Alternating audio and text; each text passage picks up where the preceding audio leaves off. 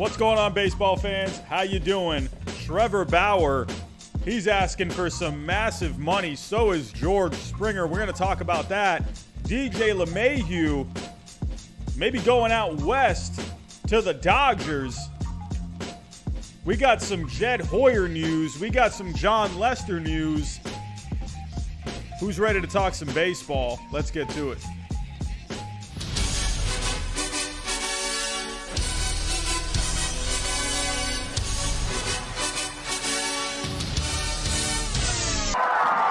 Wake up the Don Bambino and have me face him. Maybe I'll drill him in the ass.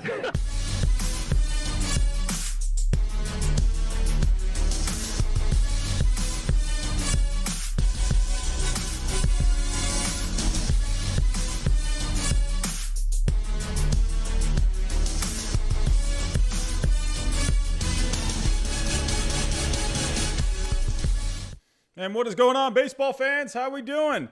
62 people in the chat to start things off. What is going on, everyone? Wow, 62 people to start off the stream. That is what I'm talking about. JH Sports, what is going on? Jesse Burns, Savage Gamer, Mets fan, Boy in Blue, Guerra, Kyle, Elijah, what is going on? Weast, hello. Jackson is here. What's going on? Andrew Lee, what is going on? Travis Perweiler, what is going on? How are we doing? Max Effort, hello. Jesse Sanchez, hello. I'm trying to read off everyone I can. Ernie Labar, what is going on? Everyone, if I missed you, hello. Hello to everyone. I'm ready to talk some baseball. I got some ginger ale. Canada Dry, if you're looking for a sponsor, hey, I'm a ginger. I got ginger ale. We're ready to talk some baseball. Alrighty, so everyone, I hope everyone's having a good, what's today? Today Wednesday? Yeah, today's Wednesday.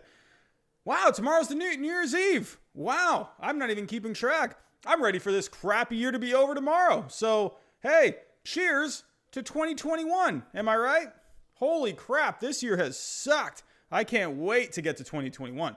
Anyway, but it looks like we got some more news to talk about tonight. What a wild week it has been when it comes to some good, juicy baseball news. Let me turn this music up a little bit. But we had the huge trade of Blake Snell. We had the huge trade of Yu Darvish.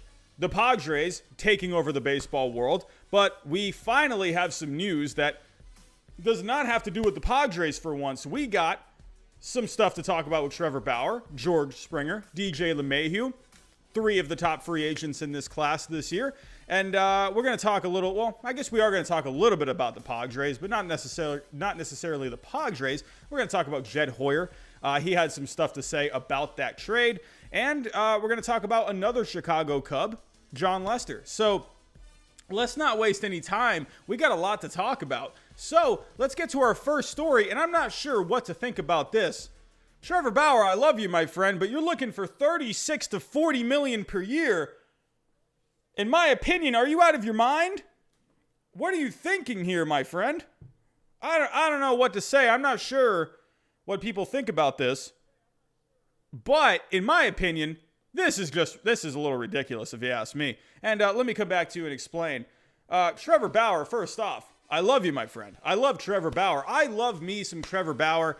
Trevor Bauer on Twitter is hilarious, but the little feud between him and John Heyman in the last day or two, or did that happen yesterday or today? Was that today? I can't remember exactly when.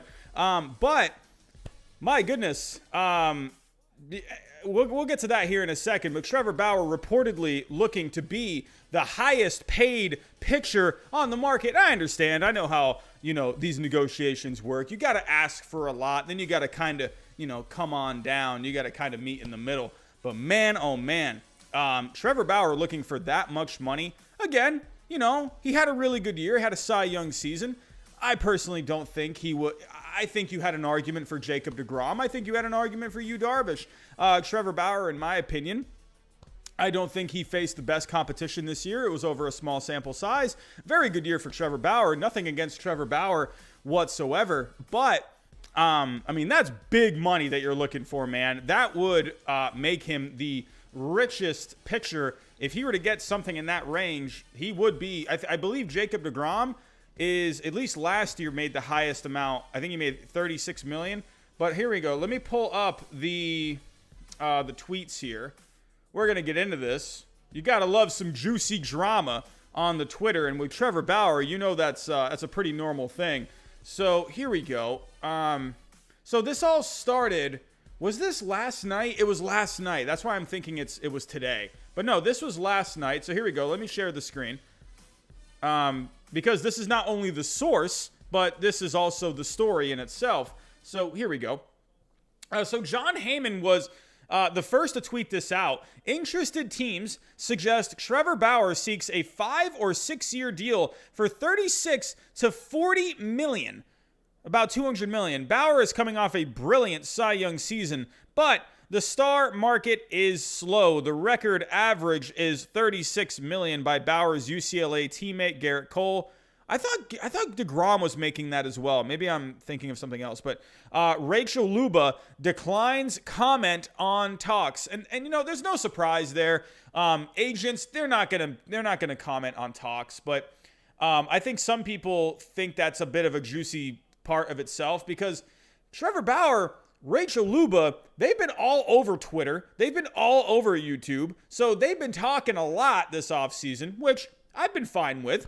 But they've been really open a lot on everything. And, you know, to see that they're declining comment on the talks here, you know, I think some people might find that a little like, huh? Like, you know, what are you talking about? You've been talking to us all offseason.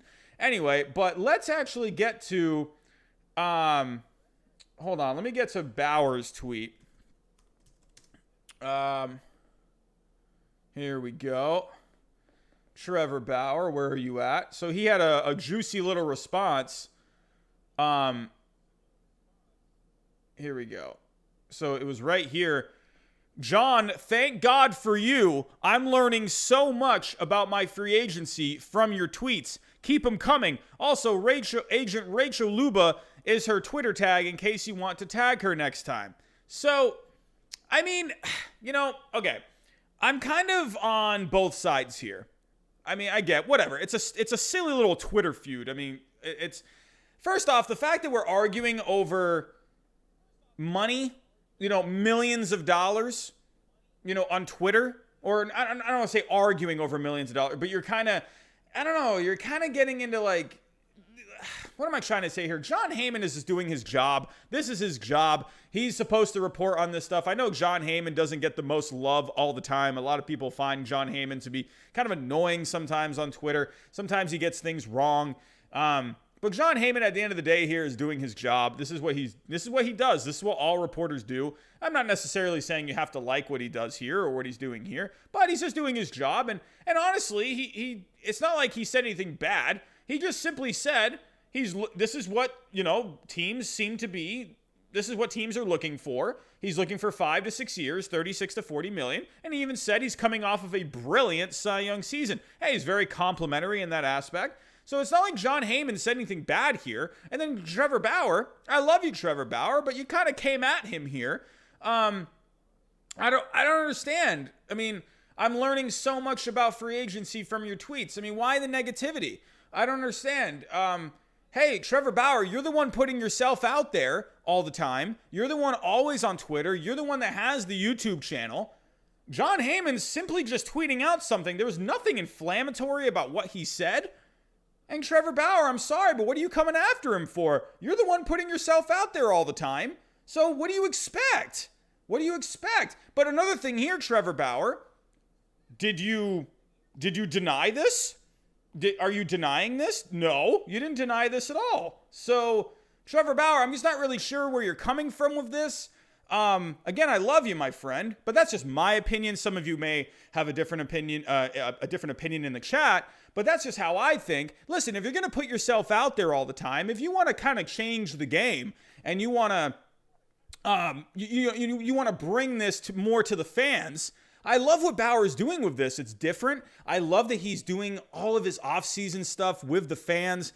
He's talking with the fans. He's on Twitter with the fans. He's asking fans questions. He's talking to fans via FaceTime, which is awesome. I love Trevor Bauer. I love what he's doing. But my friend, this is a pretty defensive response if you ask me. And if you're going to put yourself out there, I don't think this is the way to, you can't be acting like this. To me, I would have just left this alone. I mean, why even respond at this point? But then there was another response as well. He added something else. Also, if you're going to go out of your way to report that someone declines to comment, I mean, you might want to make sure it's actually true. Don't you actually have to talk to someone for them to decline? Wouldn't want to be fake news now, would we, Johnny Boy? I kind of laugh at the Johnny Boy thing. That anytime I hear like Johnny Boy, like it makes me laugh. But so what I'm thinking here, this is just my opinion, but John Heyman, he probably reached out to Rachel Luba. He probably reached out. Maybe I don't know if has a phone number or whatever. Tried to call, and maybe she just didn't answer. Maybe she just didn't pick up the phone. And he worded it in this way. She declined to comment. So I don't know if that was the case. If he did reach out and he never got an answer back. I don't know. Maybe he did reach out and he gave her some time to answer. Maybe he took that as, well, she's declining to comment. So I see what Bauer's saying here. Don't you actually have to talk to someone for them to decline? Well, it depends. Did John Heyman maybe call at like 9 o'clock in the morning? And then he tweeted out, he tweeted this out maybe like 15, 18 hours later or whatever, however long it may have been. I mean, I'm just saying. So, that's my opinion. I think he tried calling her and she just never reached back. That's just what I think. That's pure speculatory. I'm guessing, but that's just what I think. I think he just thinks, well, okay, she's not getting back to me, so I'm going to assume that you're declining comment. So, I don't know. Bauer, I think this is a little defensive. I think this is a little silly. Again, you're the one putting yourself out there.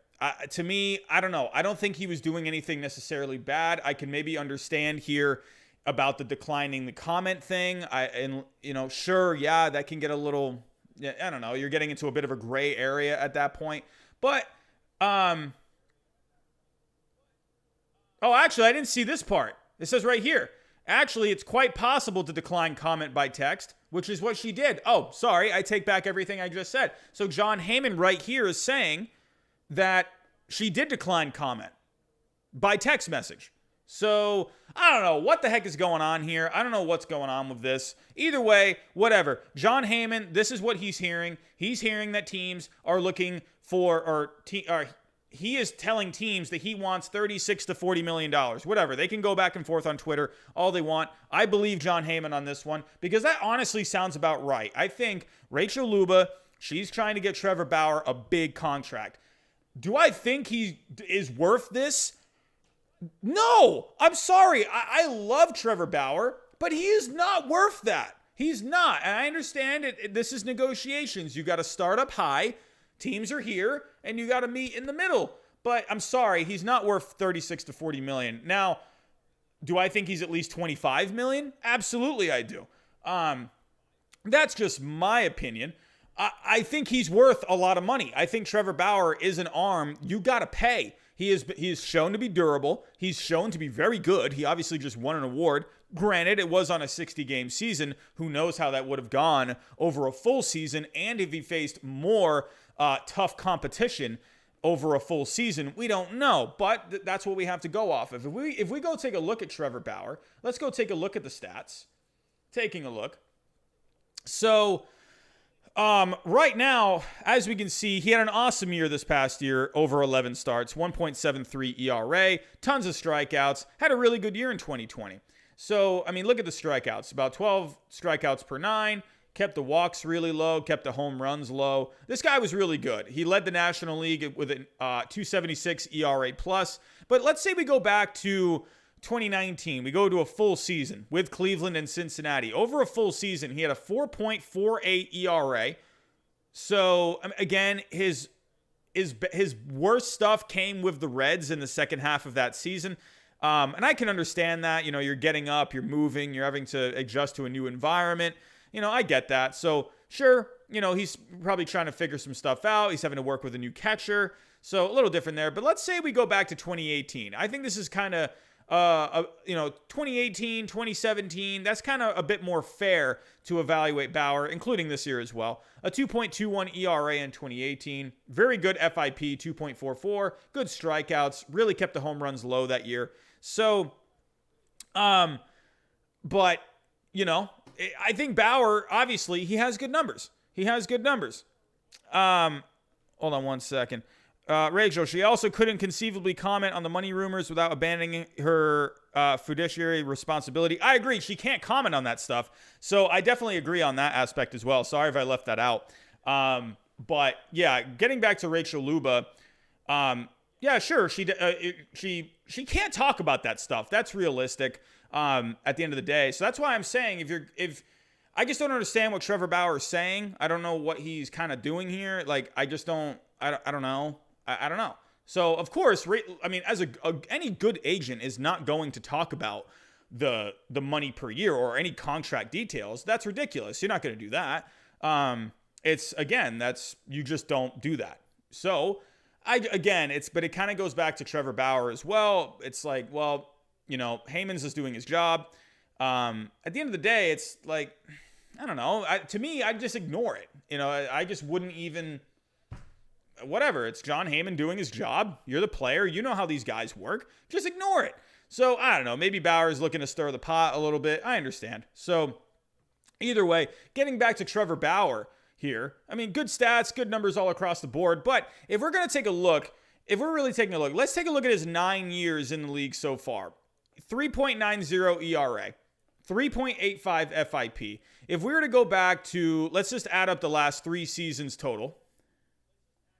So over the last 3 seasons, a 3.18 ERA, 3.38 FIP, good amount of strikeouts per 9, about 3 walks per 9, 1 home run per 9. That's very good. 7 hits per 9. You know what you're getting with Trevor Bauer. This is very good. So if we go to take a look at the highest paid pitchers right now in the league. So again, for 2021, okay, this is where I was seeing DeGrom. So I guess for 2020, so DeGrom was not the highest paid in 2020. I guess that was Cole. Yeah, so Cole. Okay. So now we're getting into 2021. So now you're going to see DeGrom as the highest paid pitcher. So you got DeGrom, Cole, they're both going to be making 36. Greinke, that's crazy, man. Greinke's making 35. Can we please stop it with these ads?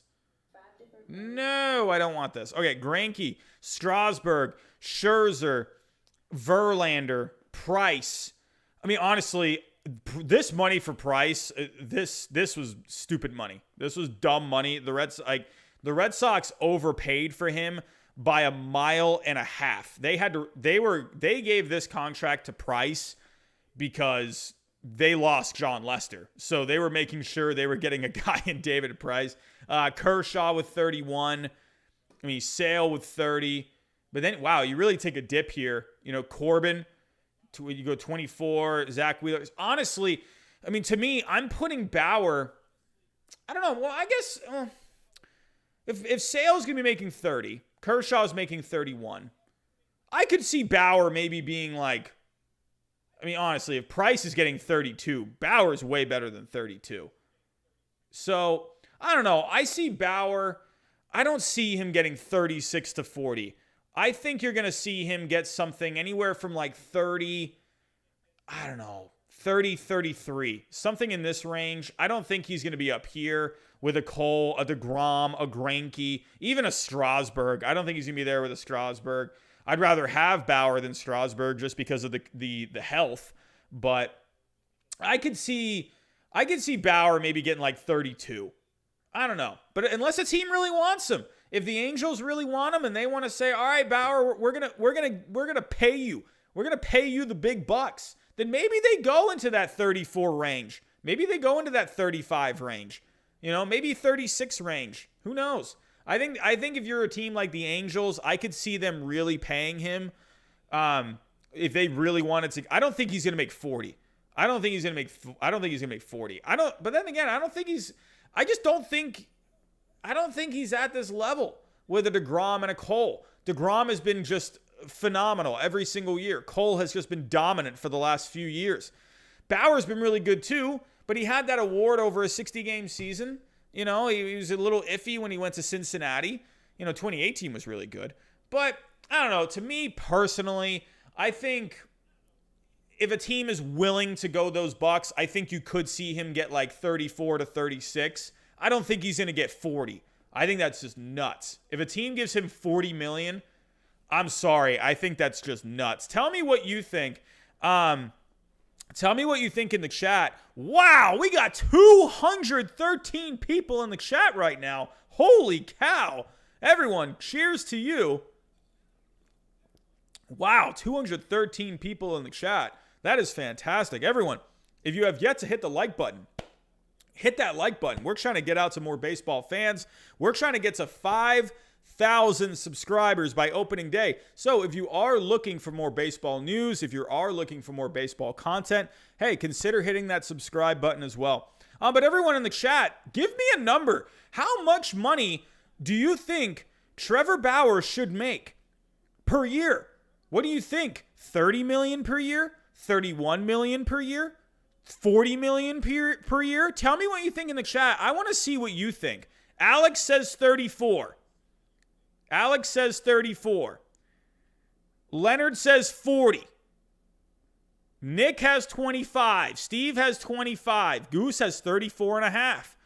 Brad, 36. Nicholas, 24. Dwight Ike, I am working on that right now, my friend.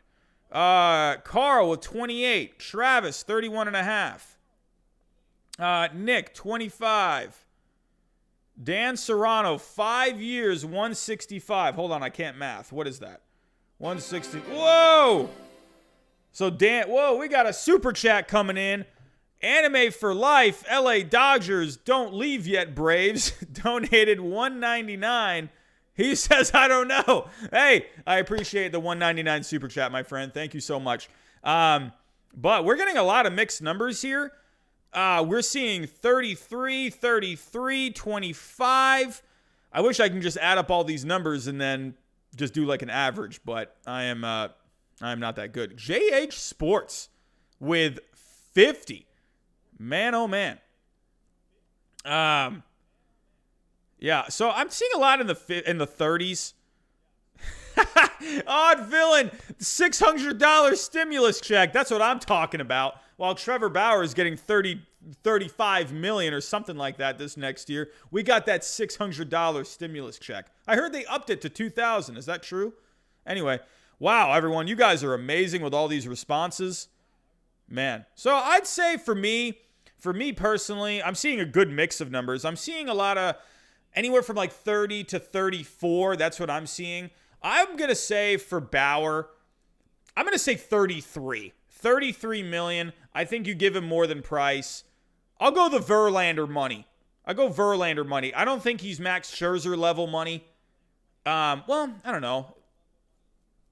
Well, no, I'd say that. I'd say he's less than Scherzer. He's more than Price. Well, Kershaw's making 31.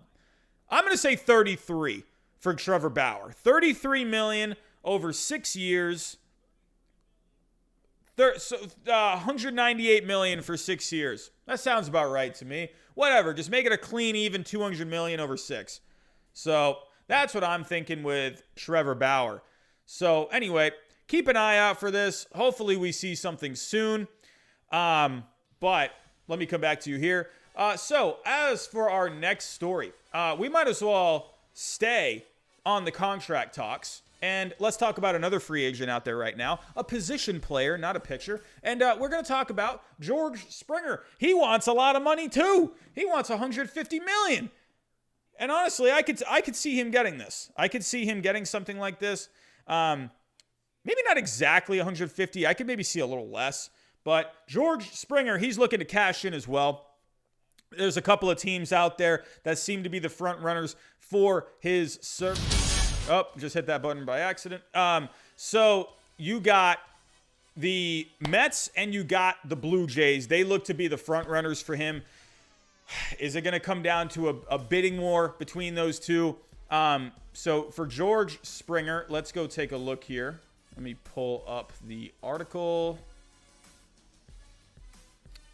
Okay, here we go. All right. So, as we can see, the Mets and Blue Jays have been known to be the strongest suitors for free agent slugger George Springer for weeks. But Disha Thosar, I think I'm pronouncing that right, of the New York Daily News, takes that notion a bit further, reporting that the Mets and the Jays are the two final clubs bidding on Springer in free agency. Okay, we're going to keep going. That, however, doesn't necessarily mean a decision from Springer is nigh. Springer isn't expected to sign until January. While that technically could mean as soon as Friday, that Andy Martino writes that many involved in the bidding expect that Springer's free agency could drag well into next month. The Mets and Springer aren't close to a deal, and Springer's camp is still seeking more than $150 million. So, in all likelihood, a $150 million contract would make Springer the top-paid position player of the winter, possibly the top-paid free agent overall. So, it's looking like here, hold on. Such a contract could take multiple shapes. Clubs are more concerned about maintaining year-over-year flexibility, could opt for a 6-year pact in the $25 million per year range. That sounds about right to me. Around $25 million for Springer. I could see something like that.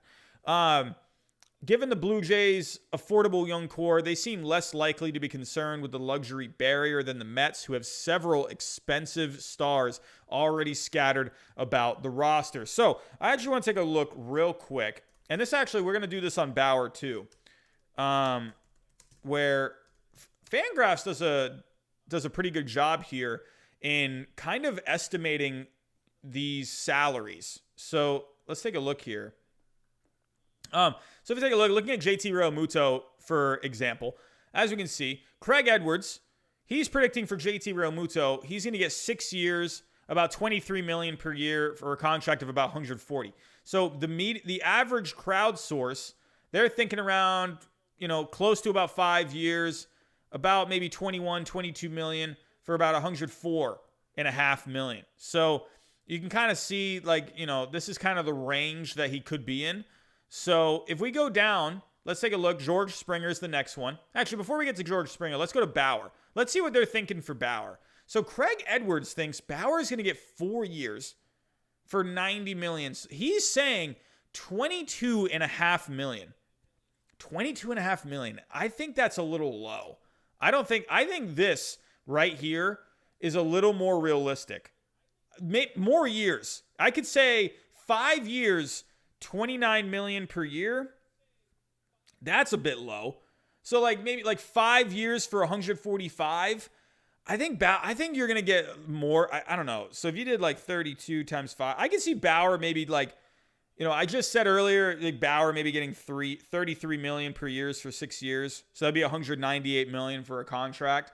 But if you did, let's just say 29 for 6, that'd be $174 million for the whole contract. So, we got something else going on. What's going on here?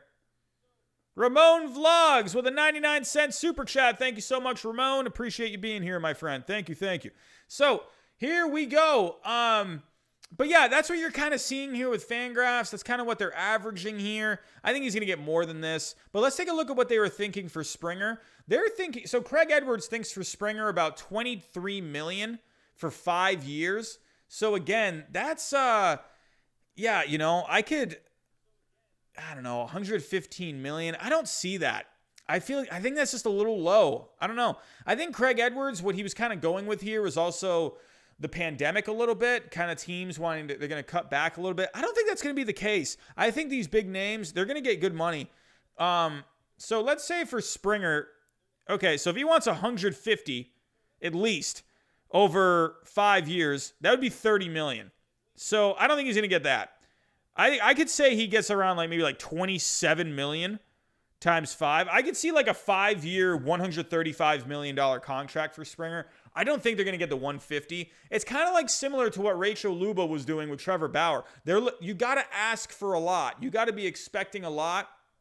And then you got to have, teams, they're going to offer less. and then you got to kind of meet in the middle. I could say with Springer, if he's looking for 30 million, teams are maybe offering like, I don't know, 24 million per year. I think they meet in the middle and they come around maybe 27 million per year. I could see Springer getting something like that. Yeah, the Leopard, something like that. 6 years, 27 million per year, 27 times 6, that's 162 million. I could see something like that. So, but yeah, Carlo, I agree. Pandemic salary is real. No fans in the stands. I agree, man. And it's sad to see, man. Hopefully some fans can get back in.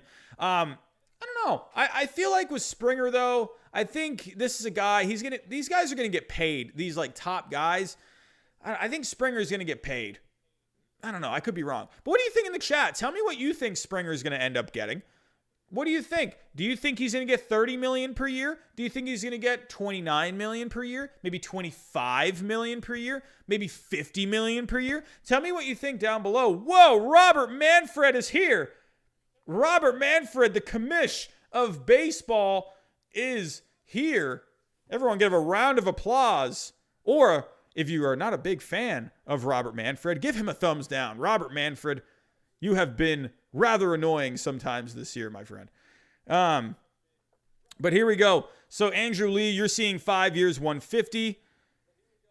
Segran, 5 years, 35 million. Wow, oh man, that would be big, man, if you got that. 35 million per year. Let's actually go take a look.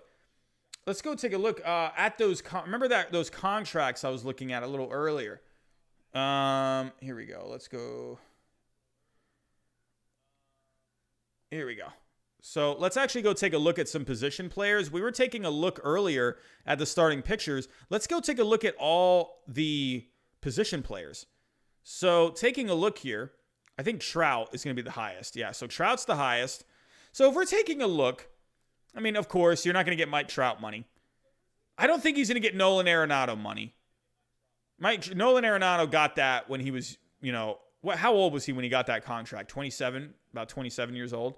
Altuve's at 29. Can we please stop it with these ads? Oh my God. Okay, here we go. Harper. Harper's contract's a little different. His salary is going to be increasing. Goldschmidt, he's at 26. Votto's at 25. Hayward, he's at 23.5. I don't know. I mean, he's going to get more than Hayward. I honestly think he's going to be like right around here. I think he's going to be right around here. I could see him being 27 million, like right here. I think he's going to be more valuable than a Goldschmidt. He's not going to be getting what Harper is going to be getting. I could see him right here between Harper and Goldschmidt. That's my opinion. I think somewhere in this range. Whoa, we got something else going on. Another super chat coming through. Ramon Vlogs again with a $1.99 super chat. Yankees news. We're going to talk about someone that is associated with the Yankees in just a little bit. So Ramon Vlogs, thank you so much for that $1.99 super chat. Thank you. But yeah, that's where I see Springer. I think he's going to be somewhere in this range. About 25, 27 per year. I could see 27 even on the dot for him. That sounds about right to me. Would I give him that much? I don't know. It's a bit much. I mean, he's what? He's 30 years old now. How old is he? He's 31, right? He's 31. So, I mean, realistically, it's like, what are you going to be getting for him? You're going to be getting a few good years, but then what are you going to get for when he's like around 35, 36 years old? So it's going to be interesting. I think, 27 million, that is a lot to me, but I just think realistically, that's just what he's going to end up getting something like that. So that's just where I'm at. But all right, everyone, let's move on to our next story. So we got Trevor Bauer. We got George Springer. They're both looking for a lot of money. That's no surprise if you ask me. Not really a big surprise. But taking a look here, we have another free agent. So Ramon Vlogs, here we go. Our next story. Thank you again for the super chat. You asked if there's any Yankee news. Well, kind of. It has to do with a player that's been on the Yankees, and that's DJ Lemahieu. It's looking like him and the Dodgers are involved in some talks. Not sure how deep those talks are, But DJ LeMahieu and the Dodgers, they are chatting away at a possible connection here. The Dodgers, they got to try and answer the Padres. The Padres are taking over the baseball world right now. And the Dodgers, well, they got to do something, right? They could use another bat in that lineup. You got Justin Turner, not really sure what he's doing. So, DJ LeMahieu could be a possible good fit. He can move around the infield. He can play some second. He can play some third. He can play some first. So DJ LeMahieu would be a great fit with the Dodgers. I did a video on best fits for DJ LeMahieu, and the Dodgers were on that list. I think the Dodgers would be a great fit for DJ LeMahieu. So let's get back. Let's get to this story real quick. Let me pull it up just real quick. Here we go. So this was actually reported on MLB.com.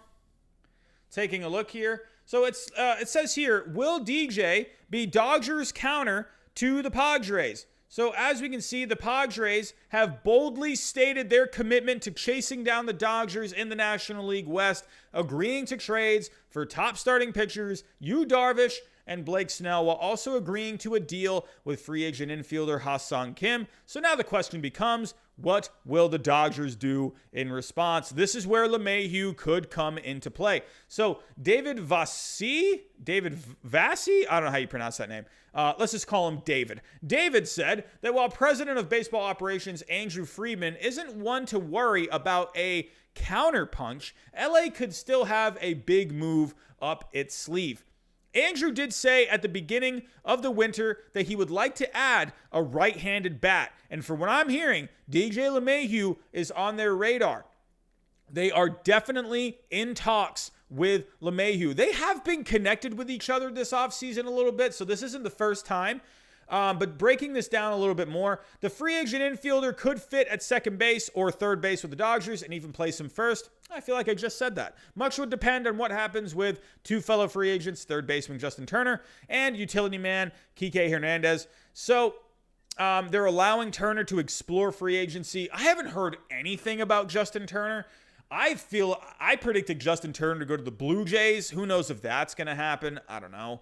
But this is very interesting with the Dodgers. It's going to be interesting to see what kind of money DJ LeMahieu is going to end up getting. Let me actually go back to that top free agent list on Fangraphs. Let's see kind of what they were thinking LeMahieu is going to get. They have Marcus Semien as their number 4. That's interesting. Number 6. So, man, Craig Edwards thinks he's going to get 3 years, $10 million per year. Craig Edwards, are you out of your mind? He's going to get way more than that. Are you kidding me? No way. So, okay, I could definitely see LeMahieu. I could definitely see him. He's going to get at least 4 years. At least 4 years. At least. And I think he could definitely get like at least $20 million per year. That's nuts. Craig Edwards, what are you talking about?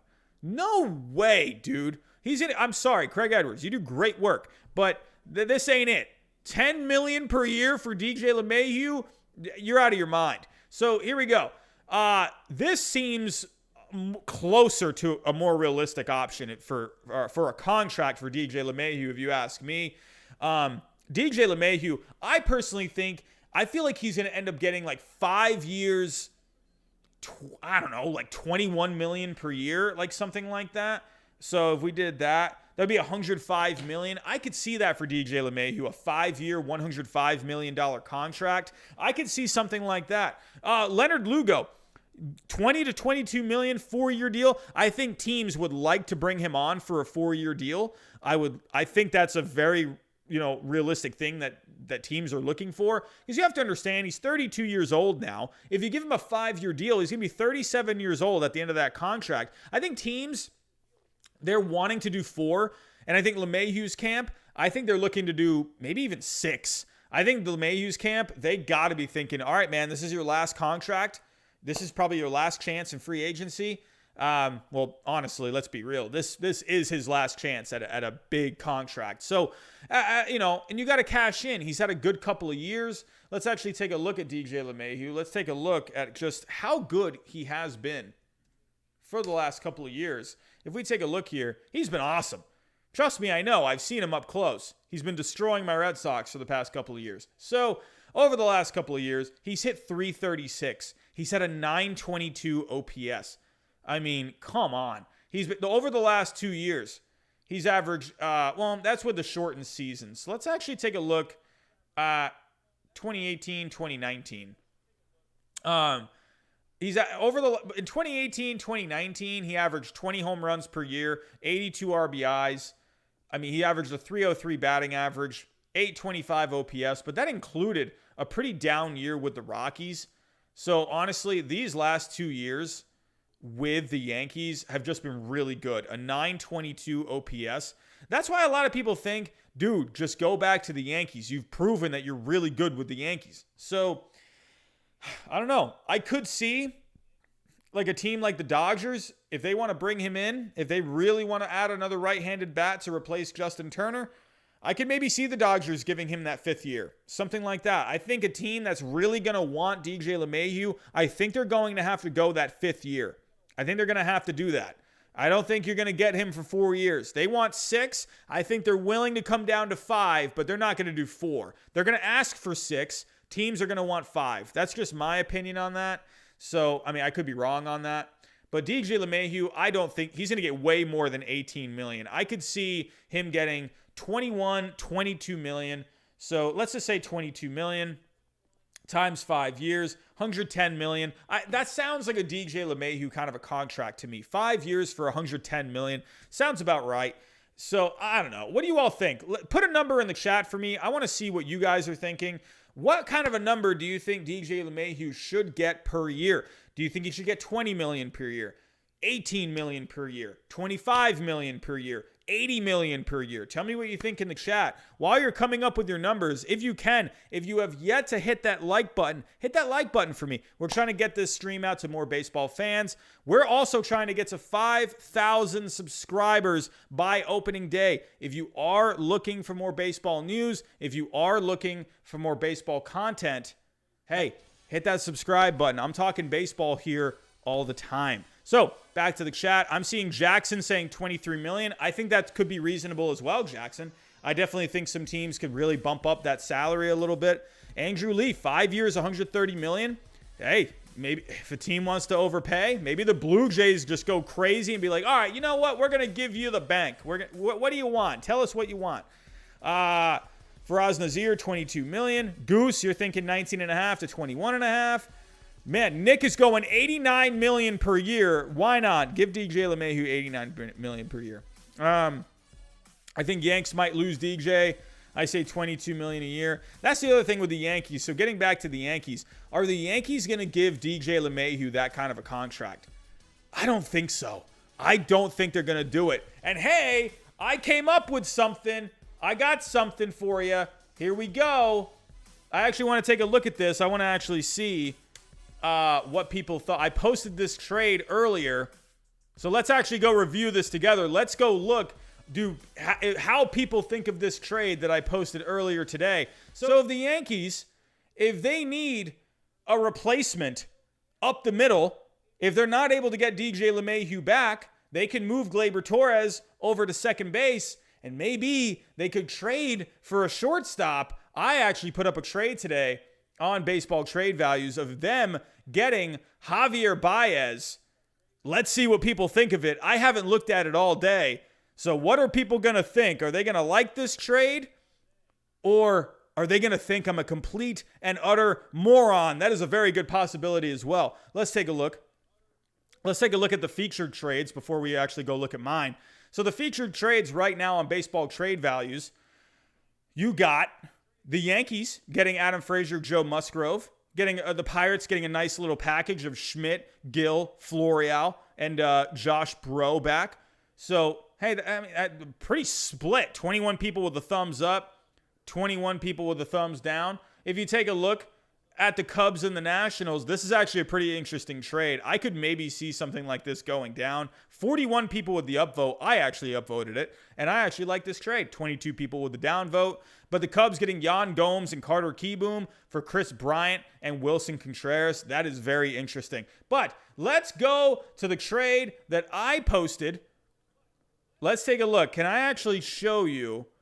Okay, I came up with this one for the Red Sox. Oh, okay, all right. I had 5 people like this one. 5 people with the thumbs down. I made this trade earlier. I got to see my Red Sox do something. I mean, come on. I'm trying to make some magic happen. Heim Bloom, the coupon king. Where are you, my friend? I need you to make some kind of a move. Here we go. The Red Sox. I had Lorenzo Cain coming to the Red Sox. We'll take that contract for you, Milwaukee. But you got to give us Garrett Mitchell, and you got to give us a little cash. We'll give you Michael Chavis. Hey, whatever. 5 people on here liked it. 5 people did not like it. Hey, you know what? I'll call that a win. Let's go. Here we go. Look at this trade. Where is it? Nope, it wasn't this one. Let's see what people... I came up with this one too. Nationals, Brennan Davis Nationals getting Brennan Davis, Chris Bryant, and some cash. Cubs getting Carter Kieboom and Daniel Hudson. 4 people with the down vote. No up votes on that one. I don't think, I don't think people are going to like that one. Here we go. All right, I'm looking for, okay, people downvoted that one as well. I had it in cash. The only difference here was the cash, and then here had no cash. All right, so no one likes this. Everyone hates me on that one. Here we go. Here we go. All right, here we go, everyone. Take a look at the bottom of the screen. Cubs and Yankees. Here we go. So I had the Yankees getting Javier Baez, Wilson Contreras, and Rowan Wick. The Cubs getting Estevan Florial, Clint Frazier, Luis Gil, and I think I got one more, and Gary Sanchez. All right, everyone. Are we going to get more up votes on this one, or are we going to get more down votes? Tell me what you think. If the Yankees got Javier Baez and Wilson Contreras, that would be nasty. You know you would love it. Tell me you would not like this. And you get a bullpen arm, too. Give me a thumbs up in the chat if you like this trade. Give me a thumbs down if you don't like this trade. And we're gonna reveal what the final score is here. Daniel with a thumbs up. Craig with the thumbs up. What do you think it's gonna be? Faraz, I do not have a Discord. I have yet to figure that out. All right. Well, wow, I'm actually seeing a lot of thumbs ups. Here we go. This is what the people on Baseball Trade Values thought. And it is... no! I was the only one to like it. No! Yes, I liked my own trade. If you don't like liking your own things, then I don't know what to tell you. I was the only one to like it. Whatever, Baseball Trade Values. I'll go like my own trade. You guys can go hate it all you want. Whatever. Hey, you win some and you lose some. All right, but anyway, moving on. So it could be interesting to see what the Yankees could end up doing here. If DJ Lemahieu does not return to the Yankees, I could see them going after a Javier Baez. I'm maybe packaging together a Wilson Contreras. If the Cubs did this trade, we got a super chat coming through. Jim Halpert, I love The Office. The Office is my favorite show. Will you do a hypothetical Lindor trade with rumored teams, New York Mets, New York Yankees, St. Louis? Yes. Jim Halpert, by the way, I love The Office. It's my favorite show of all time. I will do that. I'm going to go real quick. We're going to talk about our next story. And then I'm just going to go over the next 2 stories. And then I'm going to do that at the end. That way we can get through the news. And then I'll do some time at the end for that. Thank you so much for the $5 super chat. Let me get through these next 2 stories really quick. They're not long stories. So real quick, let's take a look at our next bit of news. We have Jed Hoyer talking about the Yu Darvish trade. Jed Hoyer, okay. All right, Jed Hoyer, I love you, my friend. You used to be with the Red Sox, but dude, you're not looking too good this week. You're not looking very good. If you want me to be honest, with you, Jed Hoyer, you're not looking very good. You made a pretty bad trade with the Padres. Who knows what that trade ends up being in the next 5 to 7 years? Who knows if those players that you got back end up being really good? We don't know. But it's not looking great on paper today.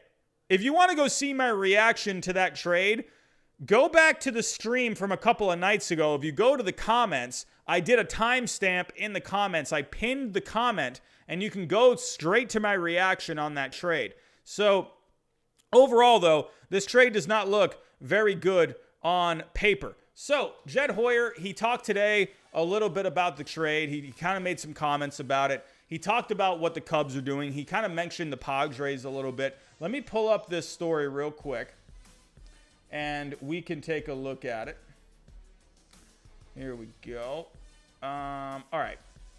Sharing my screen. Taking a look here. Hoyer said, finances not the focus of Darvish trade. Hoyer, what are you talking about? What are you talking about? Stop it. Stop it. Stop it. Dude, come on, man. Hoyer.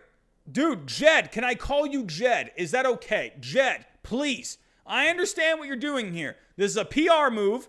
This is public relations. You knew people didn't like this trade. You know you didn't like this trade, Mr. Jed. Jeddy boy, as Trevor Bauer would probably call him. But, Jed Hoyer, this was all about the finances. Stop it. Stop it. Not the focus? Are you kidding me? Yes, it was the focus. You know it was the focus.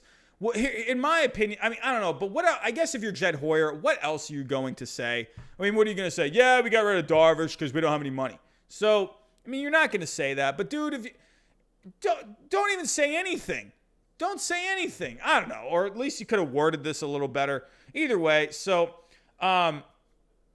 he talked with Patrick Mooney of The Athletic, and he said this: we always have an eye on the finances of every deal. In 2020, obviously, some of those things are magnified, but that was not the focus. The focus of this deal was to try to move a player in the second half of his contract and acquire a lot of young talent. So I can agree, sure. He makes a bit of a point here. Darvish is in the second half of his contract. He's not getting any older. You know, or he's like, sorry, what did I just say? He's not getting any younger, sorry. He's getting older. I still think Darvish has got a lot to give. I mean, is he worth $22 million? I don't know. I mean, he did really good this past year. I think either way, I mean, if you don't want to hang on to a Yu Darvish, I can't even imagine that you couldn't have gotten something better. I mean, if no one was going to offer you something better than what the Padres gave you, I mean, what do I know? Maybe no teams were offering that much. I just think you could have held out longer. I don't know. I just think it was your first big trade. I think you kind of, I think you kind of, you screwed the pooch on this one, Jed. But either way, I don't know. I find this to be a little ridiculous. Obviously, it was the finances. Obviously. I mean, what other reason would it be? Because if it wasn't the finances, then wouldn't you go out and get players? Then wouldn't you go out and go sign some players? I mean, come on. Why are you trading him away? Why don't you try and go to free agency? You're a big market team. So go out and get someone if it's not about the finances. So, I mean, what do I know? But, I don't know. Jed Hoyer, I don't know. I think that was a bit of a silly comment. KF, Cubs got ripped on this trade. Absolutely. Robert Manfred. Robbie, what did you get for Christmas? Hey, you know what? I never actually shared. Let me actually pause this real quick. Well, I'm basically done with this story now. But basically, Jed Hoyer.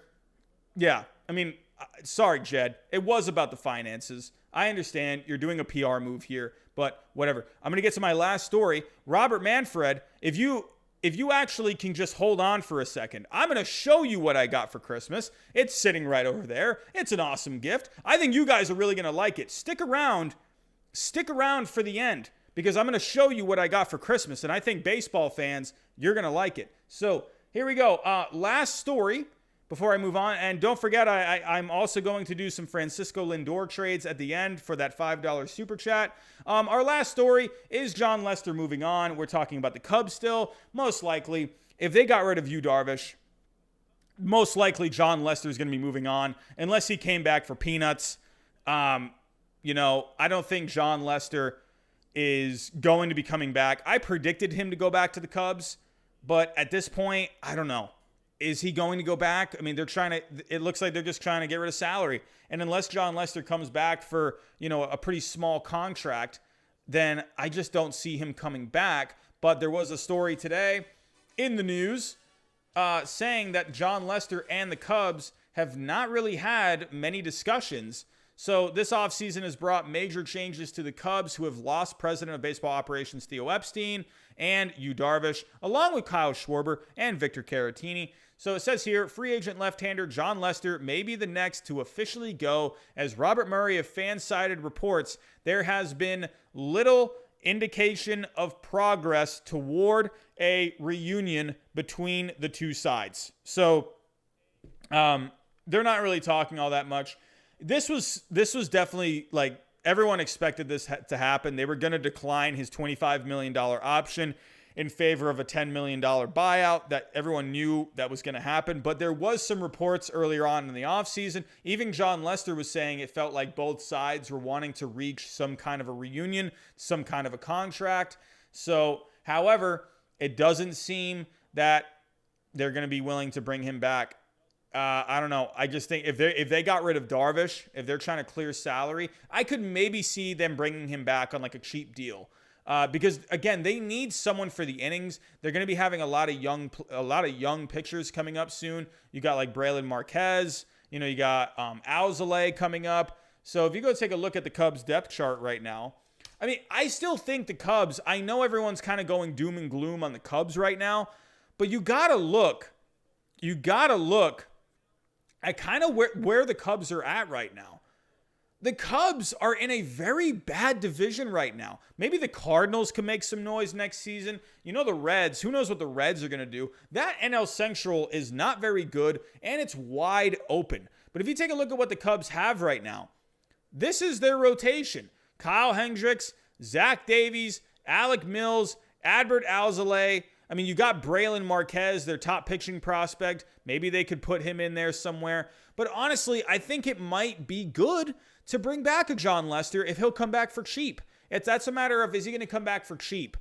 I mean, I could maybe see like a 1-year deal for like, I don't know, $8 million or something like that. Maybe not even that, $5 to $8 million, something like that. I don't know, maybe. Unless another team that says, hey, you know what, Jon Lester? Hey, we like your veteran presence. We like what you've done over your career. We think you can give us some good innings. How about you come over to us? So I think there's a possibility he could still go back to the Cubs. They still could use they need another guy in this rotation. Again, I mean, you're not going to put Braylon Marquez in the rotation as of right now. I mean, I would love to see Braylon Marquez in the rotation. But if you take a look, he's only 21 years old. I mean, as of right now, he only pitched in one game in his major league career. If we take a look at the minor league stats, I don't think so in 2018, he pitched in A ball, and in 2019, again, he pitched in A ball. So he needs more seasoning, I think. I think he needs to go to AA. I think he needs to start there. Maybe get some AAA time. I don't think Braylon Marquez is ready. I think they threw him out there this year just to get him some experience. I mean, he pitched in one game, so that was another thing that was pretty terrible about this year. A lot of these minor league players, I don't want to say a lot, most of these minor league players, they didn't really get good playing time. So they didn't have their minor leagues. They didn't have the minor leagues this year. So Braylon Marquez, their top pitching prospect, he didn't get any good seasoning this year. So I think Braylon Marquez, you're going to see him go to AA, maybe even start back at single A again. I'm not really sure. But I think you're going to see Braylon Marquez go to the minor leagues. So I think the Cubs, Jon Lester, I think this could still work out. But it's looking like as of right now, there's no progress. But to be honest, though, if we're going to use some common sense here, it looks like the Cubs aren't really worrying about Jon Lester right now. They're looking about trying to get rid of some of these high-priced guys, like a Yu Darvish. They got rid of Schwarber. Maybe Chris Bryant's on the move next. Maybe something with an Anthony Rizzo. Maybe something with a Javier Baez. I don't think they're thinking right now like, all right, we got to worry about Jon Lester right now.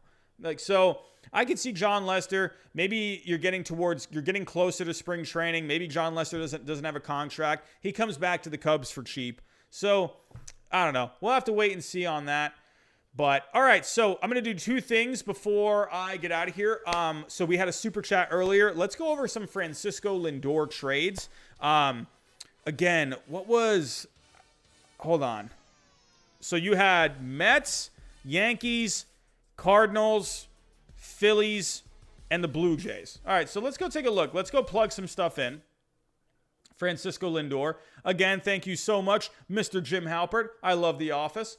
But thank you so much for that $5 super chat. So Francisco Lindor, this is going to be an interesting name. You got to keep an eye on. I do think he's going to be on the move at some point. I think it's going to be very similar to Mookie Betts. I think you're going to see maybe something happen, maybe late January, maybe something early February. I think you'll see something happen with Francisco Lindor eventually. I don't see any reason for the Indians to keep him. I think the longer they keep him, I think teams, because they know he's not going back.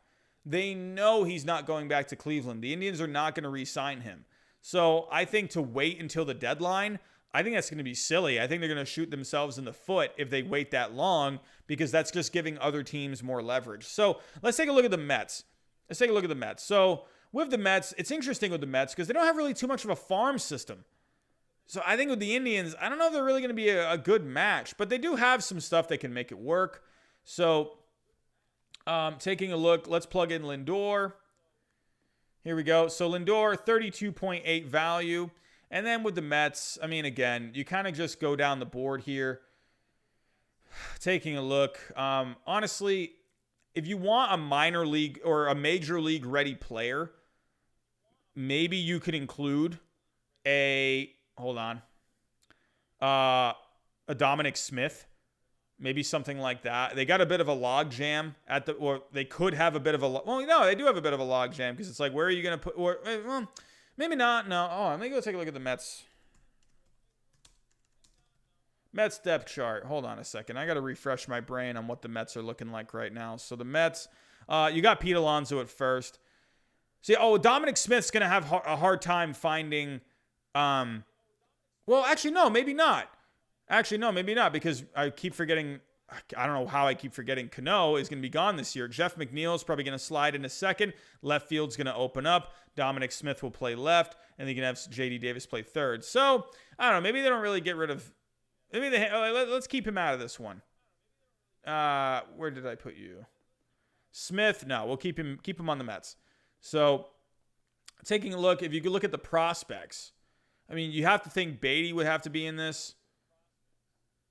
If we take a look at the Mets top prospects.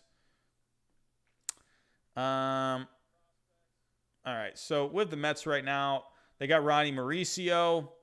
You got Francisco Alvarez. Could be their next catcher after James McCann. You got Beatty right there, Matthew Allen. So maybe someone like a Matthew Allen. And then I think you're pretty close right here.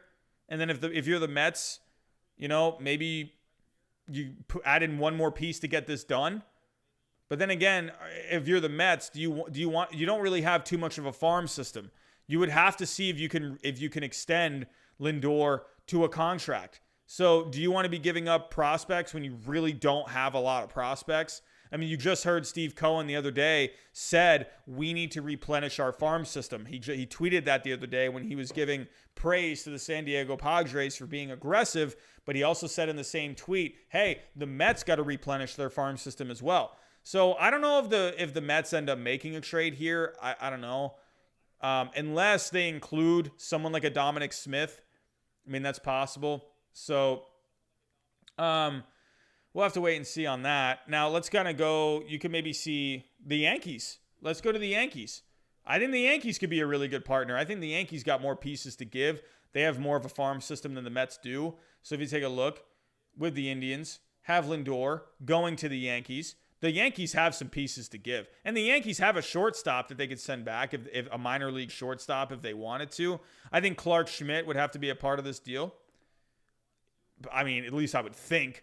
You got some guys like Gill, Florial. I don't know. That might be a little too much, actually. So, I don't know. Maybe if you don't do Schmidt, maybe you could do, Peraza. Something like that. Maybe add in one more prospect and then maybe got something done. Maybe Austin Wells. Something like this. I don't know. Maybe something like this gets it done. 4 minor leaguers for Francisco Lindor.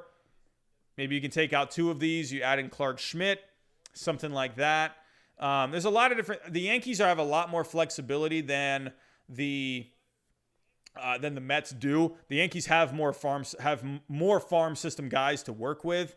Let's take a look at what was the other team you said? No, the super chat disappeared. I can't find it. Anyway, I believe you said the Cardinals. The Cardinals would be really interesting. The Cardinals would be awesome. They could really use some offense. Lindor on the Cardinals would be fantastic. But they got DeYoung, so I don't know if they're gonna do that. I may actually go look. I think they're gonna put Edmonds over they're gonna put him at second, right? Hold on. Cardinals, St. Louis, depth chart. Here we go. Depth chart. All right, so as of right now, you got DeYoung at short. Edmund, he's going to be at second. Carpenter going to be at third. So I don't know. You already have DeYoung. Unless maybe DeYoung goes back in the trade. I don't know. What is DeYoung even making? You got to think about that with the Indians too. DeYoung could be a piece that could go back. So a 6-year, $26 million deal. He's only 27 years old. I would imagine maybe DeYoung's going to be a part of this unless they can. I don't know. I don't think they're going to. I don't know. Could you slide someone over to third or something like that? I mean, I think you got Edmund out there. I don't know. The outfield's pretty crowded now. You got Lane Thomas, Bader, O'Neill. So I don't know. And let's just say, you can put DeYoung in that package. Cardinals. Here we go. DeYoung, where are you at? So maybe include him. And then with the Indians, what else? Oh no, Cardinals. So what else could the Indians use? I don't know. Maybe you can throw in a picture here. Let's look at the Cardinals' top prospects.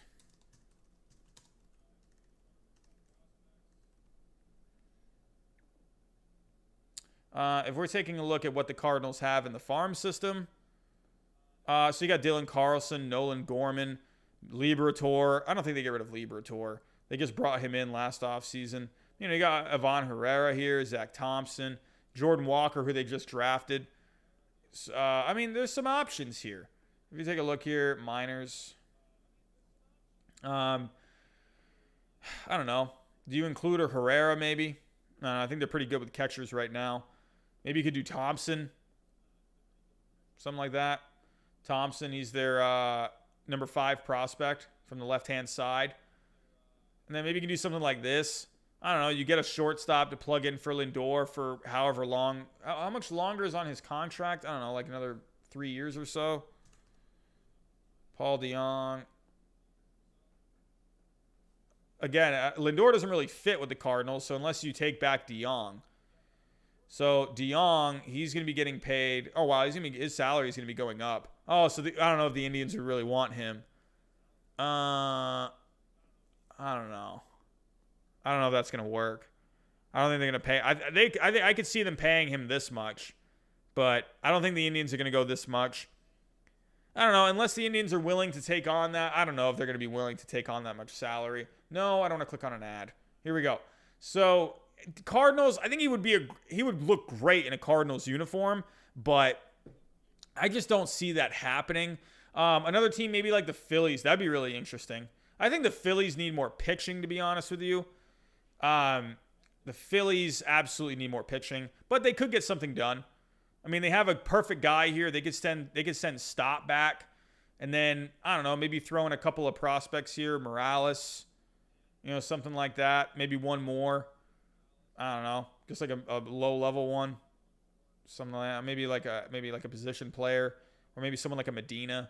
I don't know. I think the Phillies could get something done if they really wanted to. That could be really interesting. The Phillies, that'd be a great bat for that lineup, especially if you don't bring Real Muto back.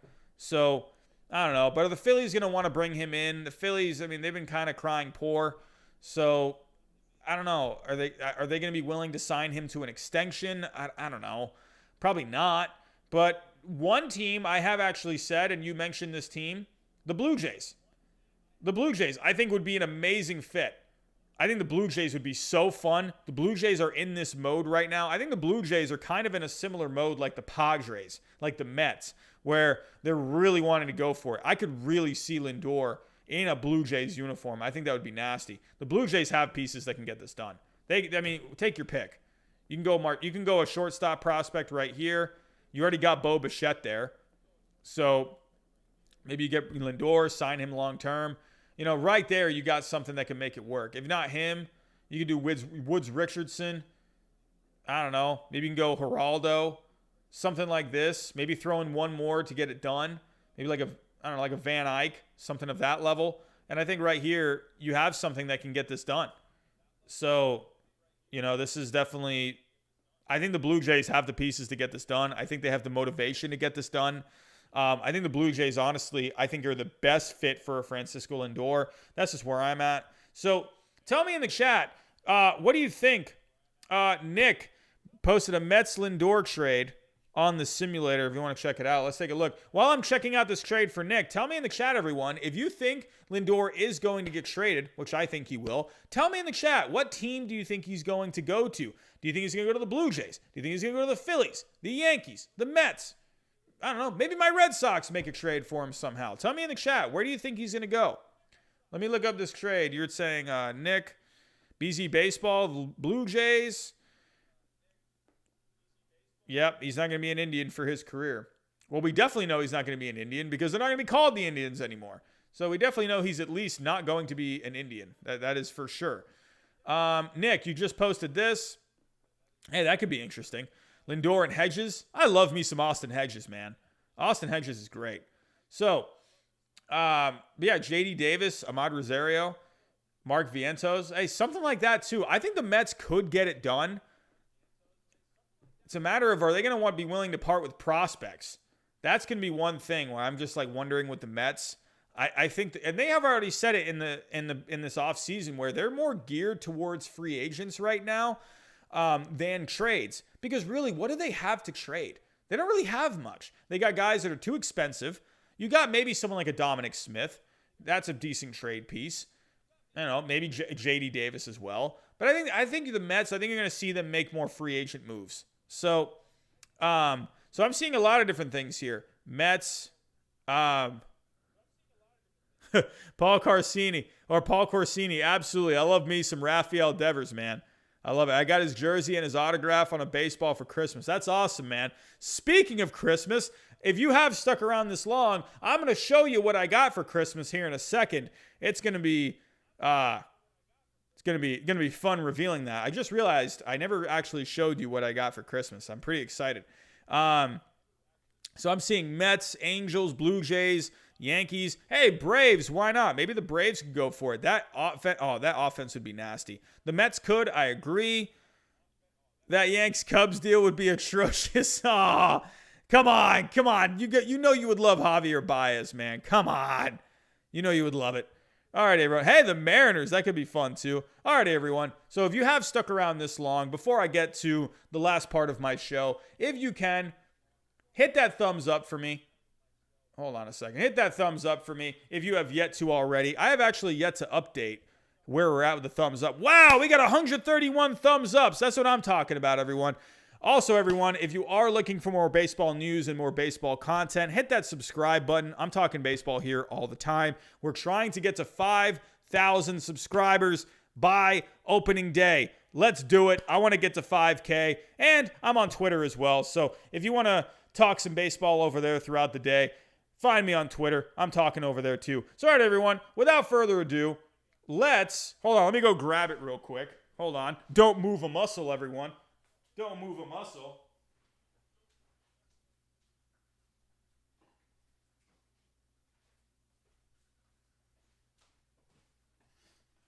All righty, here we go. So I'm going to right away reveal the camera. Here we go. So my best friend, he's a big Yankees fan. He really spoiled me this Christmas. He got me some awesome stuff. He got me this framed picture of the Red Sox winning the World Series in 2007. It is framed. It is nice. I mean, look at this, man.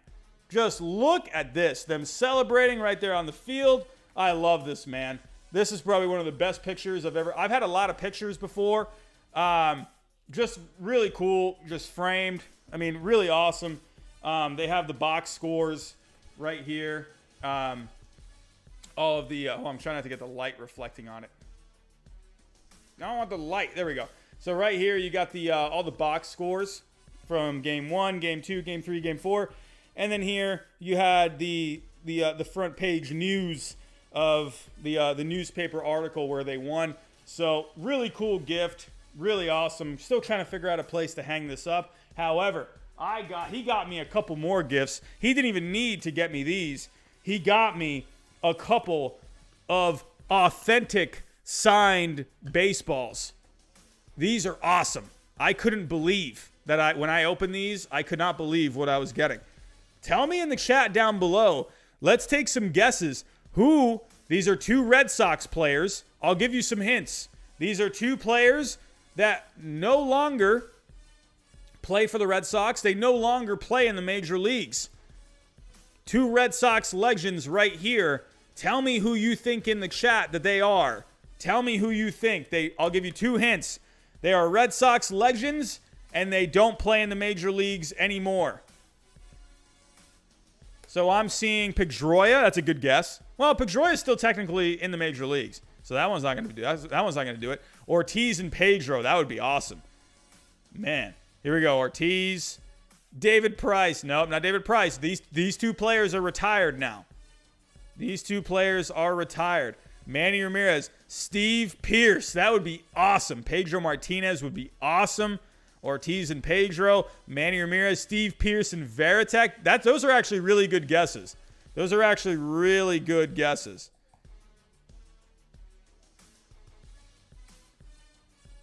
So I'll give you one more hint. I'll give you one more hint for each player. One more hint for each player. One of these players played for the Red Sox, and then he went to the Yankees. The arch rival Yankees, and he was a legend in his career. Who is that player? Who is that player? One of these baseballs is a former Red Sox legend who went on to play for the Yankees. What do you think in the chat?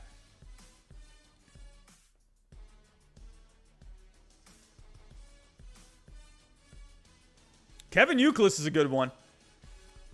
Robbie, I was at the game in May of 1976 in Yankee Stadium when the Yanks and Sox had a huge fight. Oh, that's awesome.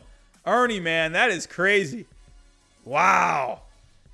Man, you know, the only time I've ever come close to, I was never at a game with a brawl, but in 2004, when the Red Sox and Yankees had that brawl, if you remember, Tanyan Sturtz got involved in that brawl. He was like bleeding from his ear. I used to work at a grocery store, and Tanyan Sturtz came in my line, and I wanted so badly to ask him what the heck happened in that brawl, and I just couldn't do it, man. I was too afraid, and I was like, oh my God, Tanyan Sturtz is in my line right now.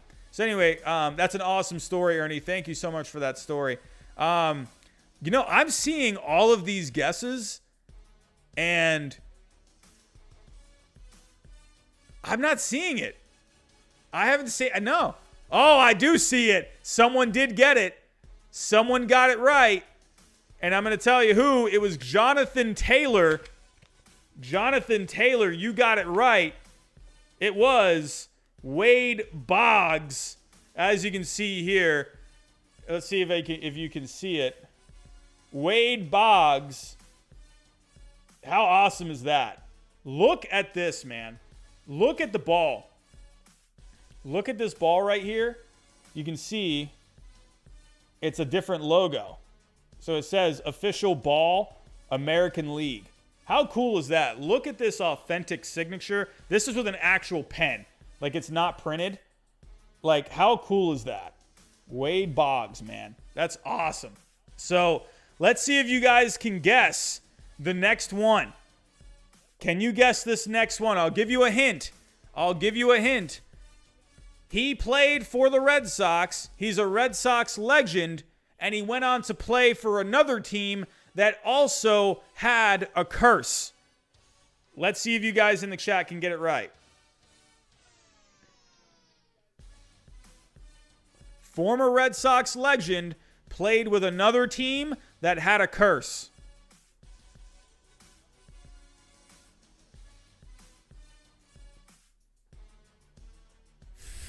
Not Theo Epstein. Theo Epstein didn't play. Ooh, I'm seeing the right answer. I'm seeing the right answer. I'll give you one more hint, and let's see if you guys can get it. This player was traded to a team that also had a curse that helped end the Red Sox curse. Who is that player?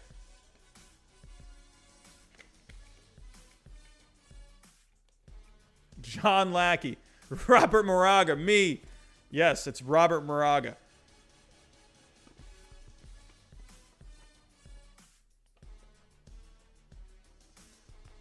I'm seeing the right answer. Not Mookie Betts. I'm seeing it. If you said Nomar Garciaparra, you are correct. Nomar Garciaparra signed ball. How cool is that, man? How cool is that? That is with an actual pen. That's awesome, man. Like, it's so cool. You can see here, official. Come on, focus. Official Major League Baseball. Okay, but yeah, Nomar Garciaparra. Awesome.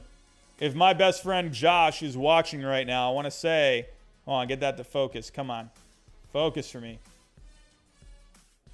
Whatever, you guys can see it. It's Nomar Garciaparra. So, my best friend Josh, big Yankee fan, if you're watching right now, thank you so much for these gifts for Christmas. Probably some of the best gifts that I've ever gotten in my life. I never would have thought I would have a Nomar Garciaparra signed ball along with Wade Boggs. Two Red Sox legends. I mean, how cool is that, man? Wade Boggs. This ball is so old looking. I mean, it's not like really old looking, but you can tell it's like it's old. So, everyone, thank you so much for coming out tonight. We hit over 200 people in the stream tonight. I want to thank you so much for coming out. We got to, how many likes are we at? We got to 154 likes. I want to thank you so much for coming out tonight to talk some baseball. As always, it's a pleasure. I love all you guys. Thank you so much for coming in and hearing what we got in the news so far for today. So, everyone, one more time, if you have yet to hit the like button, hit that like button for me, and hit that subscribe button. We're trying to get to 5,000 subscribers by opening day. Everyone, that's all I got for tonight. Thank you so much for coming out, and I'll talk to you next time.